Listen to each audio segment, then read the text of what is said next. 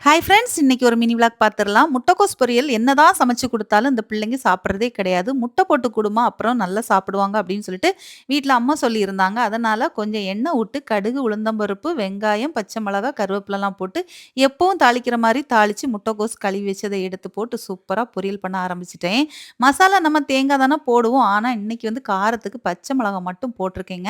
தேங்காய் பூக்கு பதிலா இன்னைக்கு முட்டையே ஊத்திட்டேன். நடுவுல ஒரு குழி தோண்டி அப்படியே என்ன செஞ்சேன் முட்டைய உடைச்சு ஊத்தி லைட்டா பெப்பர் தூளையும் போட்டு கிண்டுன்னு கிண்டின உடனே முட்டை பொரியல் மாரியே வந்துருச்சு. மேல அந்த முட்டை வாசத்துக்காக கொஞ்சம் மல்லி இலைகளையும் போட்டு பொரியல் பண்ணி எடுத்தாச்சுன்னா, பசங்க ரொம்ப விரும்பி சாப்பிட்டாங்கங்க. ஆனா எங்களுக்கு பிடிக்கவே இல்ல. தேங்காய் பூ போட்டு மசாலா போட்டு கிண்டி சாப்பிடுற பொரியல் தான் எங்களுக்கு பிடிச்சிருக்கு. உங்களுக்கு எப்படின்னு சொல்லுங்க. சரி, அப்படியே நீண்ட நாளுக்கு அப்புறம் இன்னைக்கு கிரைண்டர்ல அரிசி போட்டு ஆட்ட ஆரம்பிச்சுட்டேன். ரொம்ப நாளாவே பார்த்தீங்கன்னா, கடையில தான் பாக்கெட் மாவு வாங்கி தோசை, இட்லி ஊத்திட்டே இருந்தேன். இன்னைக்கு வந்து தொடர்ந்து நம்ம வேலைய வீட்ல கவனிச்சுக்கணும். நம்ம உடம்பையும் கொஞ்சம் பார்த்துக்கணும். எழுந்திருச்சு கொஞ்சம் வேலைகள்லாம் அதிகமா பார்க்கணும்னு சொல்லிட்டு, இந்த ஈஸி வேலைகளே வேண்டாம் அப்படின்னு சொல்லிட்டு வீட்லயே எல்லா வேலையும் பார்க்க ஆரம்பிச்சுட்டேன்.